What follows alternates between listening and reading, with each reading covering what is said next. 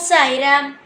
என் அன்பு செல்லமே, என்னுடைய அழகான தங்கமே, உன்னை பார்க்க நான் சந்தோஷமாக எல்லாம் வரவில்லை, கடும் கோபத்தில் தான் வந்திருக்கிறேன். எவ்வளவுதான் பொறுமையோடும் எவ்வளவுதான் நிதானமாகவும் உன்னிடம் இருந்தாலும் நீ செய்யும் வேலையை தானே செய்கிறாய். நான் சொல்லும் பேச்சை என்றாவது கேட்டிருக்கிறாயா?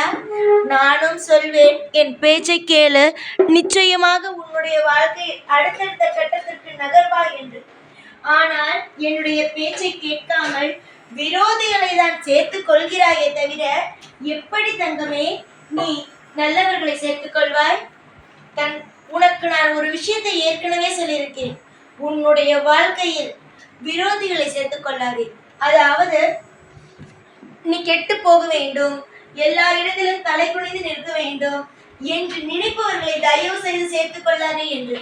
ஆனால் ஒவ்வொரு முறையும் மன்னித்து மன்னித்து அவர்களை எல்லாம் சேர்த்துக்கொண்டு பிறகு நீதான் கஷ்டப்படுகிறாய். அதனால்தான் நான் ஒரு முடிவோடு வந்துவிட்டேன். உன்னுடைய அனைத்து துரோகிகளையும் அழித்து விடலாம், உன்னுடைய வாழ்க்கையில் இருக்கும் கஷ்டங்களையும் சேர்த்து அழிக்கலாம் என்று. துரோகிகள் பக்கத்தில் இருந்தால் தானே மன்னித்து மன்னித்து சேர்த்துக் கொள்வாய். அவர்களை தூரமாக அனுப்பினால் உன்னுடைய வாழ்க்கையை நீ வாழ்வாய் அல்லவா? அதற்காக உன்னுடைய துரோகிகள் அனைவரையும் அழிக்கப் போகிறேன், உன் பக்கமே வராத அளவுக்கு. இனிமேல் எப்படி மன்னிப்பாய்? இனிமேல் எப்படி அவர்களை மன்னித்து சேர்த்துக் கொள்வாய் சொல். நான் உனக்கு ஒரே ஒரு விஷயத்தை மட்டும் இந்த நேரத்தில் சொல்ல ஆசைப்படுகிறேன். என்ன தெரியுமா? எந்த அளவுக்குத்தான் உன்னுடைய வாழ்க்கையில் ஒருவன் கஷ்டப்படுத்தியிருந்தாலும் அவன் கஷ்டப்படுத்தி விட்டான். அவனுடைய வாழ்க்கையில் அடுத்த கட்டம் நீ போகக்கூடாது. உன்னுடைய வாழ்க்கையிலையும் அவனை சேர்த்துக்க கூடாது. சிறிய விஷயமாக இருந்தாலும் பெரிய விஷயமாக இருந்தாலும் யாரையும் எப்பொழுதும் எந்த அளவு வைத்து பழக வேண்டுமோ அந்த அளவுதான் வைத்து பழக வேண்டும். உன்னுடைய இஷ்டத்திற்கு எது வேண்டுமானாலும் பேசுவாய், அவர்களும் திரும்பி பேசுவார்கள். நீயும் வாங்கி தேவையில்லாத விரோதிகளை சேர்த்துக்கொள்வாய். என்ன வாங்கி சேர்த்துக்கொள்வாய் என்பதையும் சொல்கிறேன். அவர்கள் ஒரு கடினமான வார்த்தை பேசுகிறார்கள்னா நீயும் ஒரு கடினமான வார்த்தையை, இப்படி மாறி மாறி மாறி பேசிக்கொள்ளும் பொழுது விரோதம்தான் வரும். அங்கு எப்பொழுதும் அமைதி என்பது இருக்காது. காலம் ஒன்றுதான். அதில் நல்லவர்களோடு மட்டும் பழகு, கெட்டவர்களோடு பழகாது.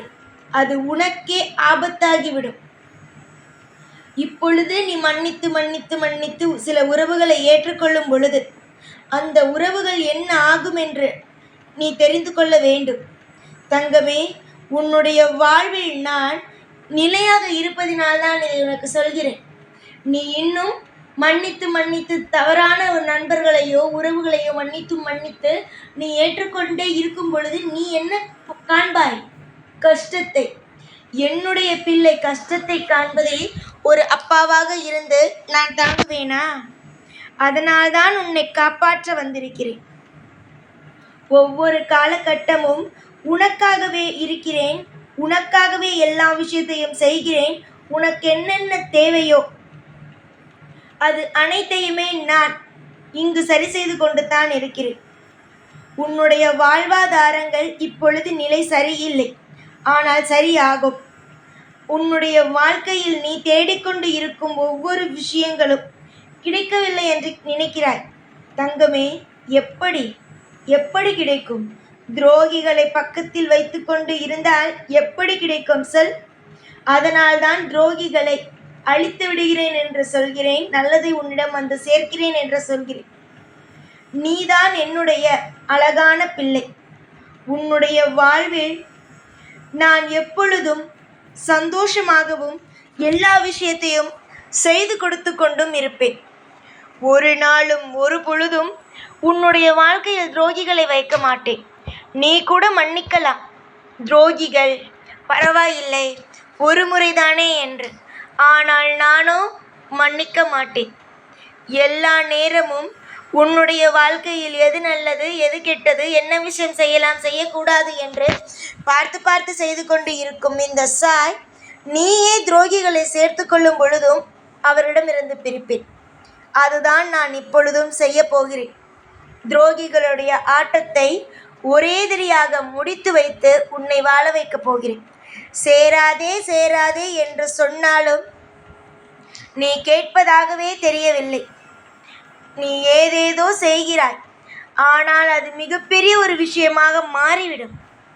காலத்தை முதலில் நம்பு. உனக்கு ஏதாவது ஒரு விஷயம் செய்கிறது என்றால், ஒரு நபரை உன் வாழ்க்கையிலிருந்து பிரிக்கிறது என்றால், அது எதற்கு, என்ன விஷயம் என்பதை தெரிந்து கொள்.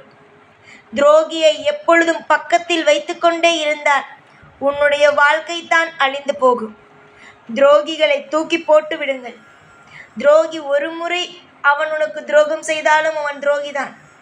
அவன் 100 முறை துரோகம் செய்தாலும் அவன் துரோகிதான். நீ தேவையே இல்லாமல் சில விஷயத்திற்குள் மாட்டப் போகிறாய் இந்த நபர்களின் மூலமாக.